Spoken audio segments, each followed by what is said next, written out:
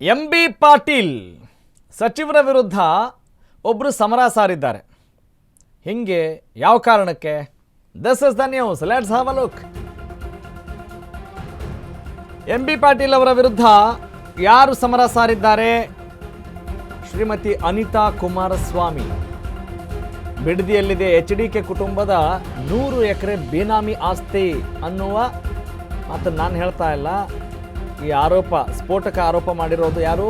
ಸಚಿವ ಎಂ.ಬಿ. ಪಾಟೀಲ್. ಹೀಗಾಗಿ ಎಂ.ಬಿ. ಪಾಟೀಲ್ ಅವರ ವಿರುದ್ಧ ಅನಿತಾ ಕುಮಾರಸ್ವಾಮಿ ಸಮರ ಸಾರಿದ್ದಾರೆ. ನನ್ನ ಹೆಸರಿನಲ್ಲಿರೋದು ಬರೀ 32 ಎಕರೆ ಜಮೀನು ಮಾತ್ರ. ಇಲ್ಲ ಸಲ್ಲದ ಆರೋಪ ಮಾಡಿದರೆ ಕಾನೂನು ಮೂಲಕ ಉತ್ತರ ಕೊಡಬೇಕಾಗತ್ತೆ ಅಂತ ಎಂ.ಬಿ. ಪಾಟೀಲ್ ಅವರಿಗೆ ಅನಿತಾ ಕುಮಾರಸ್ವಾಮಿ ಎಚ್ಚರಿಕೆ ಕೊಟ್ಟಿದ್ದಾರೆ.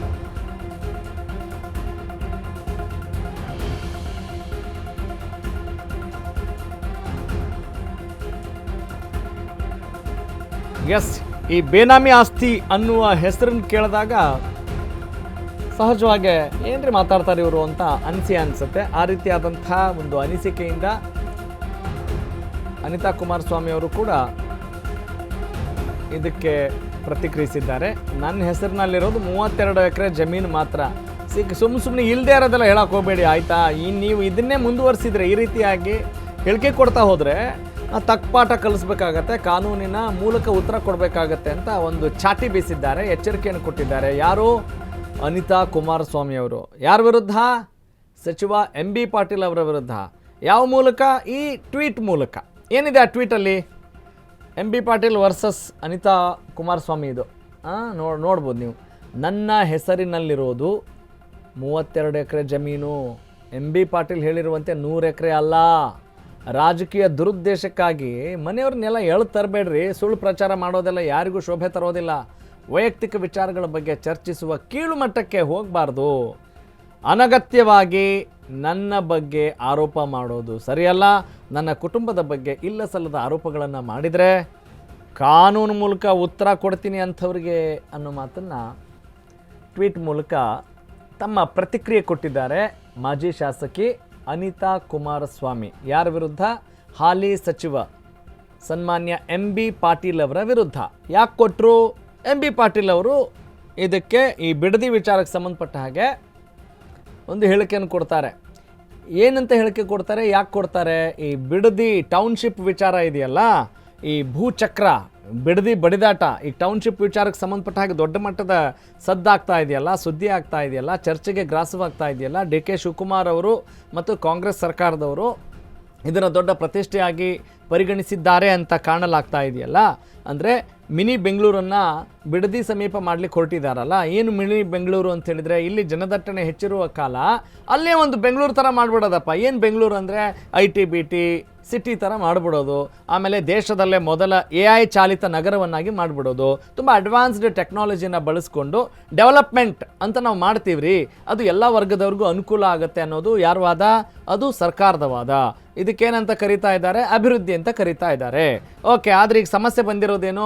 ಅಲ್ಲಿ ಫಲವತ್ತಾದ ಭೂಮಿ ಇದೆ, 1000 ಎಕರೆ ಫಲವತ್ತಾದ ಭೂಮಿನ ನೀವು ತೆಗೆದುಬಿಟ್ಟು ಅಲ್ಲಿ ಸಿಮೆಂಟ್ನ ಹಾಕಿ ಕಾಂಕ್ರೀಟ್ ನಾಡು ಮಾಡಕ್ಕೆ ಹೊರಟಿದ್ದೀರಲ್ಲ, ಇದು ಸರಿನಾ?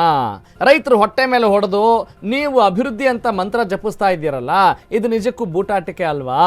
ನೀವು ಮಾಡೋದೇ ಆದರೆ, ಅಭಿವೃದ್ಧಿ ಮಾಡೋದೇ ಆದರೆ ಬೇರೆ ಜಾಗದಲ್ಲಿ ಮಾಡ್ರಿ, ಯಾಕೆ ಇಲ್ಲೇ ಮಾಡ್ತೀರಿ ಅನ್ನೋದು ಒಂದು ವಾದ.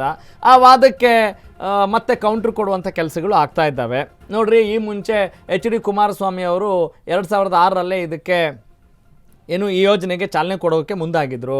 ಆದರೆ ಅವ್ರಿಗೇನೋ ಆಗಲಿಲ್ಲ. ನಾವು ಮಾಡ್ತಾ ಇದ್ದೀವಿ, ಈಗ ಅವ್ರಿಗೆ ಹೊಟ್ಟೆ ಉರಿ ಅನ್ನೋ ಮಾತನ್ನು ಯಾರು ಹೇಳ್ತಾ ಇದ್ದಾರೆ? ಕಾಂಗ್ರೆಸ್ನವರ ಆದಿಯಾಗಿ ಡಿ.ಕೆ. ಶಿವಕುಮಾರ್ ಅವರು ಹೇಳ್ತಾ ಇದ್ದಾರೆ. ಹಾಗಾಗಿ ಇದು ಯಾವ ಸ್ವರೂಪ ಪಡೆದುಕೊಂಡಿದೆ ಅಂತ ಹೇಳಿದರೆ, ಇದು ಡಿ.ಕೆ. ವರ್ಸಸ್ ಎಚ್.ಡಿ.ಕೆ ಅಂತ ಆಗಿದೆ. ಹಾಗಾಗಿ ಇಲ್ಲಿ ಒಕ್ಕಲಿಗರ ಲೀಡರ್ ಆಗಲಿಕ್ಕೆ ಹೊರಟಿದ್ದಾರೆ ಯಾರು? ಡಿ.ಕೆ. ಶಿವಕುಮಾರ್. ಹಾಗಾಗಿ ಅದನ್ನು ತಪ್ಪಿಸ್ಬೇಕು ಅಂಥೇಳಿ ಕುಮಾರಸ್ವಾಮಿ ಅವರು ಹೇಳ್ತಿದ್ದಾರೆ ಅನ್ನೋದು ಮಾತು. ಓಕೆ, ಈಗ ಅದರ ಮುಂದುವರೆದ ಭಾಗ ಒಂದಿಷ್ಟು ಅಪ್ಡೇಟ್ ಬರ್ತಾ ಇದೆ. ಏನದು? ಅನಿತಾ ಕುಮಾರಸ್ವಾಮಿ ನನ್ನ ಸಹೋದರಿ ಇದ್ದಂತೆ. ಓಕೆ, ನನ್ನ ಮಾತಿಗೆ ವಿಷಾದಿಸುತ್ತೇನೆ ಅಂತ ಎಂ.ಬಿ. ಪಾಟೀಲ್ ಹೇಳಿದ್ದಾರೆ. ಅನಿತಕ್ಕ 100 ಎಕರೆ ಜಮೀನು ತೆಗೆದುಕೊಂಡಿದ್ದಾರೆ ಅಂತ ಹೇಳಲಾಗಿತ್ತು. ಈ ಬಗ್ಗೆ ಎಚ್.ಡಿ. ಕುಮಾರಸ್ವಾಮಿನೇ ಹೇಳಿಕೆ ಕೊಟ್ಟಿದ್ರು. ನಮ್ಮ ಭೂಮಿ ಇಲ್ಲ ಅಂತ ಹೇಳಿದ್ರೆ ಅಲ್ಲಿ ಮುಗೀತು.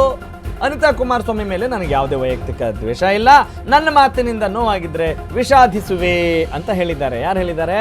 ಸನ್ಮಾನ್ಯ ಸಚಿವರು ಎಂ.ಬಿ. ಪಾಟೀಲ್.